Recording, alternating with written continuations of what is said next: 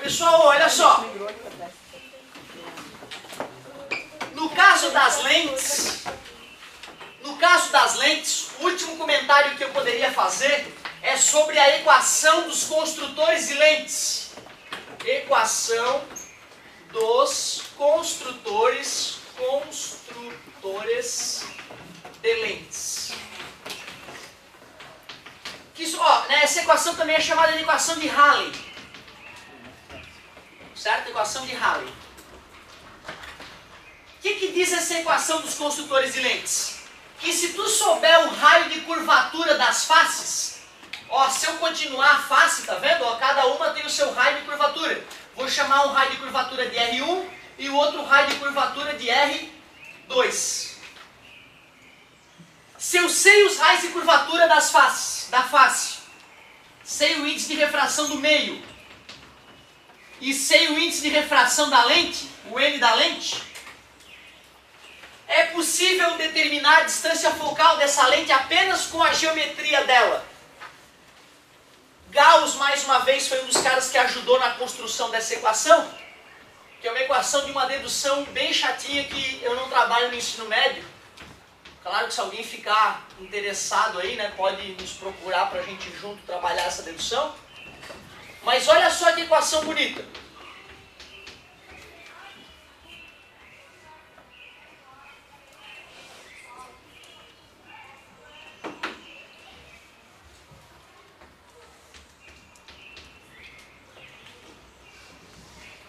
Alguns lugares tu vai ver mais aqui, outros lugares tu vai ver menos. Na verdade é porque cada um tem a sua regra, digamos, para definir quando é que o raio da lente é positivo, quando é que o raio da lente é negativo. Mas olha só que bonitinha essa equação. O que é o NL? O índice de refração da lente. O que é o MM? O índice de refração do meio. Geralmente o meio quem é? É o A, então geralmente é 1 ali, ó. Certo? Em alguns apostilas nem vem o N do meio ali, cara. Vem só o 1 mesmo. Não vem nada ali. Certo? Eu prefiro colocar o N do meio para o cara saber que se a lente estiver imerso na água, esse aqui tem que ser o N da água. Aliás, alguém lembra o N da água? 1,5 é um valor bom para vidro. 1,3 mais ou menos da água. E bobagem, né? Falei só para falar. Ó, o que é o R1 e o R2 mesmo? Os raios de curvatura. Então, na verdade, galera, eu tenho que te fornecer todos os dados, né, para que tu jogue ali e consiga descobrir a distância focal. No dia a dia de um laboratório de oftalmologia ocorre o contrário, né? Chega uma receita com a distância focal, o cara fala, eu quero usar o vidro tal. Então já chega essa informação e essa informação. E aí, dependendo do tipo de armação que o cara vai encaixar o óculos, ele vai escolher quem é o raio 1 e o raio 2 para a lente ficar bonita e ser encaixada naquela, certo? Naquela armação.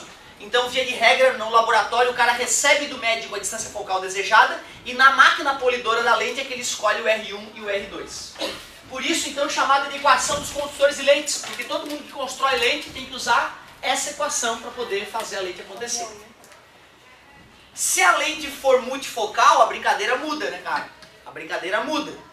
Então, ali é uma lente esférica, isso aqui serve para lente esférica. Vou fazer um exemplozinho para vocês em seguida dessa equação aí. E eu acho que o comentário que vale a pena a gente guardar para fechar as nossas aulas sobre ótica é o seguinte. Deixa eu ver se tu lembra. Deixa eu ver se tu está capacitado a pegar a última informação do ano sobre ótica. E lá vem o raio de luz. Fala alguma coisa sobre o meio A e o meio B. Pode ser. Meios são meios diferentes. Um pode ser ar, outro pode ser água. O N do B é maior. Era o que eu queria estudar. Se o N do B é maior, é porque a velocidade da luz no meio B é menor. E quando a velocidade da luz diminui, o ângulo diminui. Refração. Tranquilo? O que vocês acham que acontece se eu aumento o ângulo de incidência aqui, ó? Aumenta ou diminui o ângulo de refração? Aqui, ó, vamos supor que o ângulo de entrada para o raio branco era 45 graus. E o ângulo de saída, sempre medido com a normal, deu 30 graus. Agora eu aumentei o ângulo de incidência para 60 graus. A minha pergunta foi, vocês acham que o ângulo de saída aumenta ou diminui? Aumenta, até porque N de chegada vezes seno de chegada igual vezes seno. Se o I aumentou e as outras coisas vão ficar constantes, o R tem que aumentar também, né? Para as coisas continuarem iguais, né? Então eu acho que é natural para todo mundo perceber que ó, aumentou um pouquinho, ó. Tipo, para 45 aumentou.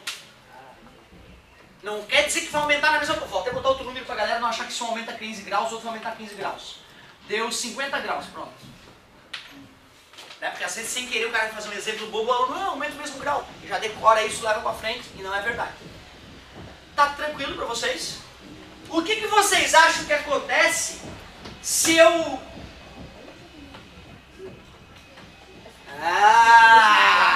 achando que vão me pegar de novo, né? Olha aqui, a prova do crime. Outro giz de cera lá, agora amarelo, ó, igualzinho o giz, ó. Tá vendo, gente? É sacanagem. Essa galera do segundo ano, porra, que foda, cara. Brincadeira. Porra. Brincando. Ó, o negócio é o seguinte. Aqui, verdinho.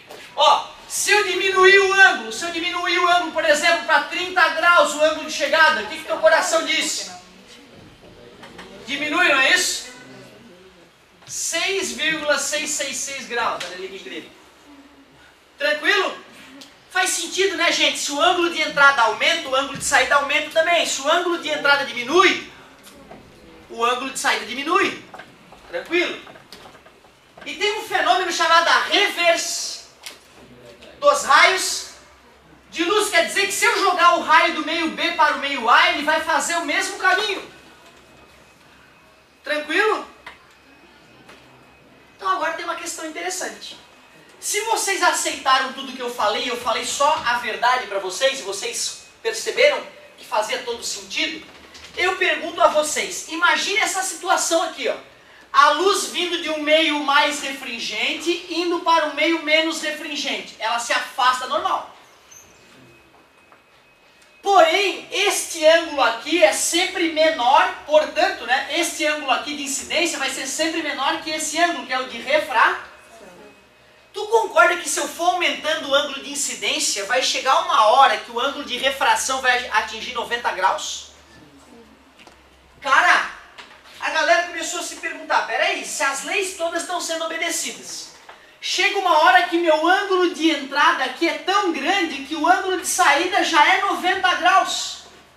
Essa situação que eu acabo de desenhar é chamada de situação limite, caso limite. Por que é chamado de caso limite da refração isso aí? Porque se eu aumento mais uma gota o ângulo de entrada, passa a ser reflexão, não ocorre refração. Isso é muito estranho, gente, porque ar e água, por exemplo, não, ar e água não pode. Teria que ser o contrário, água e ar. Aqui ia cair água, né? Tem que botar alguma coisa para segurar a água ali. Chega uma hora, cara, que a luz se recusa a sair da água para o ar. Ela bate na superfície da água e do ar e volta para dentro da água. Uma loucura. Os dois meios são transparentes. Vidro e glicerina. Chega uma hora que a luz, em vez de atravessar, ela se recusa, ela bate e volta. E não é uma reflexão qualquer. É uma reflexão danada de boa, chamada de reflexão total. Sabe por que ela tem esse nome de reflexão total? Porque nessa situação 99% da luz é refletida. Ao contrário de um espelho convencional que 70% da luz é refletida apenas. Então aquela reflexão que ocorre no espelho é bobinha perto dessa, essa é ninja. Por isso que é dita reflexão total. Um indiano, parece que uns 20 anos atrás um indiano falou: meu Deus, fibra ótica, vou começar a produzir fibra ótica. Vou revolucionar o mundo.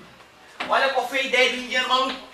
O indiano pensou, já que existe o fenômeno da reflexão total, eu vou fazer um fiozinho bem fininho, feito de dois materiais transparentes. Um é o núcleo, o outro é a casquinha. O outro é a casquinha. Dois materiais trans, tu olha para esse fio, parece que é um fio de nylon. Ah, vamos pescar? Não, é uma fibra ótica, cara, é para instalar linha telefônica e internet ninja. Não é para pescar, mas tu olha dá vontade de pescar, porque parece fio de nylon. Tu não enxerga que tem o IA, todos de materiais, que bonitinho. Só para não avacalhar com a minha fibra ótica, eu vou encapar ela com alguma coisa aqui. Aí se o cabeça de bagre arranhar ela, não vai machucar a minha casquinha. Tudo bem? Ela é feita de tal forma que o N do núcleo, deixa eu pensar, a luz tem que se afastar do normal, tem que aumentar a velocidade, diminuir o N. O N do núcleo tem que ser maior que o N da casca. Observem, eu não tenho isso decorado na minha mente, eu tenho que pensar para saber qual é o N adequado. O indiano pensou, eu vou tascar a luz por aqui, ó, e já que a luz está chegando com um grande ângulo de incidência, vai ocorrer o fenômeno da mais uma vez, mais outra vez, mais outra vez, e o raio de luz que entrou aqui vai ter que sair, e já que a luz é a coisa mais rápida que existe, essa minha fibra ótica pode transmitir informação na velocidade da luz. Quando os caras escutaram o indiano falar isso, eles pensaram, ô bicho, tu tá maluco? Tu conhece alguém que instala fibra ótica? Ele falou, não, eu acabei de inventar, como é que alguém vai instalar? Aí, mas então tu tá louco, cara, tá gastando teu dinheiro fabricando uma coisa que ninguém usa, que não... Ah, mas um dia vão querer. E ele era o único fabricante no mundo, começou a fazer estoque de fibra ótica. Uma hora o mundo percebeu, porra, o indiano é foda, cara, precisa de fibra ótica. Onde é que compra? Só eu fabricou. E aí então o cara ficou, óbvio, muito milionário da noite pro dia, depois que a galera percebeu que fibra ótica era o canal. A nossa internet era uma bosta, até que a gente pegou um monte de fibra ótica, conectou Brasil, Estados Unidos, Europa, tudo por baixo do oceano. Aí o cara pisca uma luzinha aqui no Brasil, em menos de 0,1 segundo a mesma cabo de fibra ótica pisca lá na Europa. E aí os computadores estão trocando informação na velocidade da luz, praticamente. Genial essa ideia, né? Então se a tua internet é o que é hoje, é por causa da fibra ótica. Professor, desculpa, mas lá em casa não tem fibra ótica. Não falei que a tua casa tem fibra ótica? O teu servidor tem fibra ótica conectando o mundo todo. Com certeza. Então a NET, por exemplo, os computadores da NET que fazem, né, o papel de servidor, a GVT, a OLE, todos esses servidores estão conectados por fibra ótica, sim, até o outro lado do mundo. Loucura, hein? Fibra ótica, reflexão total interrompida na tua vida. Como é que se calcula esse ângulo, professor? Como é que o indiano sabia que ângulo que tinha que ser aquele ali para a luz, em vez de vazar pelo fio, continuar sofrendo sucessivas reflexões totais? É isso aí, vou te mostrar para a gente encerrar. Quanto tempo? Quanto tempo? 20 minutos e a glória! Então o negócio é o seguinte. Fazer aqui, ó. Lá vem o raio de luz. Penetrou. Do meio X para o meio Y, pode ocorrer reflexão total? Não. Jamais. Porque mesmo que tu aumentasse o ângulo enormemente, ó, o raio ainda conseguiria penetrar. Porque o ângulo está diminuindo, a luz está diminuindo de velocidade. Para ocorrer reflexão total, o raio tem que se afastar da normal. Então nessa situação seria impossível. Absolutamente impossível. Deixa eu ver, meio 1 e meio 2. Nessa situação tem chance de ocorrer reflexão total? Ainda não ocorreu, mas já tem chance, né? Porque agora o raio está se afastando da normal. Se eu aumentar esse ângulo suficientemente, o raio vai chegar no caso limite. Aliás, o que é o caso limite mesmo? Deixa eu desenhar o caso limite de novo aqui. É quando o raio chega com um ângulo tão grande, que eu vou chamar agora de ângulo limite, que o raio refratado faz 90 graus. Não tem uma lei que nos permite fazer esse cálculo aqui? É a lei Snell-Descartes. Como é que aplica a lei? Deixa eu ver. N de chegada vezes seno de chegada é igual ao N de saída vezes o seno. Tudo bem? Eu quero descobrir o ângulo limite, não é isso? Mesma coisa que achar o seno do ângulo limite. Seno de 90, 1. O N1 está multiplicando, passa. Pronto. Para achar o seno do ângulo limite, basta dividir o índice de refração de 1/2 pelo índice de refração do outro meio. Cuidado, gente, se tu usar o ângulo limite na fibra ótica, não vai funcionar. Porque se isso aqui fosse o ângulo limite, o raio ia sair assim, ó. Tá vendo? Ou seja, para ocorrer reflexão total, o ângulo de incidência tem que ser maior que o ângulo limite, senão não ocorre reflexão total. Galera, vocês lembram lá do ano passado que o seno de um ângulo é sempre um valor menor que 1? No máximo 1, né? Ou seja, para tu não ter que decorar, é só lembrar que é o n menor dividido pelo n maior. Mas cuidado, gente, eu já vi pegadinha no vestibular, o cara pedindo para calcular o ângulo limite, só que o ângulo limite só existia no sentido oposto, não naquele sentido. Porque só pode ocorrer reflexão total quando a luz aumenta de velocidade, quando a luz diminui de velocidade não acontece. Ou seja, a luz saindo da água indo para o ar pode ocorrer reflexão total. Agora, a luz indo do ar para a água jamais vai ocorrer reflexão total. Eu já vi uma questão de vestibular que era assim, ó. O cara tinha uma piscininha de água rasa, profundidade L, tinha um isopor flutuando aqui na superfície, beleza? De raio R. E o cara queria descobrir qual era o raio desse isopor que tinha que ter para ele poder esconder um objeto aqui embaixo sem que ninguém visse lá fora.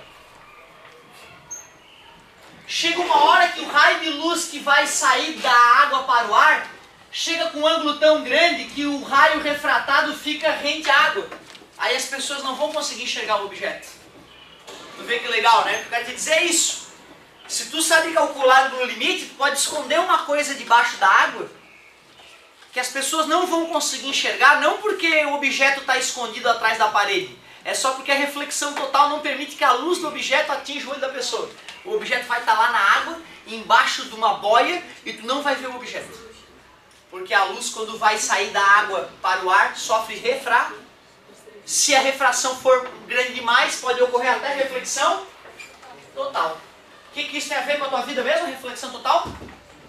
Fibra ótica, internet, tu vive na internet, então a fibra ótica é de suma importância para a tua vida hoje, não só para tu, para o mundo.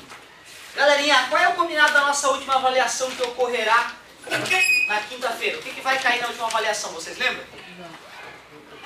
É uma avaliação só de ABCDE, questõezinhas de ABCDE, toda ela, beleza?